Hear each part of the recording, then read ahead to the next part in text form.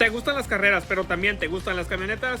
Bien, estás en el sitio correcto. Te presento Craftsman Truck Series. Es una categoría profesional de carreras de camionetas stock y es la tercera división nacional de la NASCAR.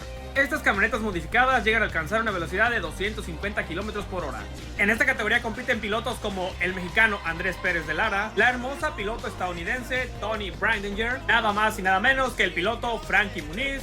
Sí, el mismo que interpretó a Malcolm el del medio. Finalmente, Malcolm no se convierte en presidente, sino en piloto de NASCAR. La potencia de estas camionetas está entre 650 a 700 caballos de fuerza, con motores V8. Las marcas que compiten en la categoría son Chevrolet, Ford, Toyota y Ram está de regreso.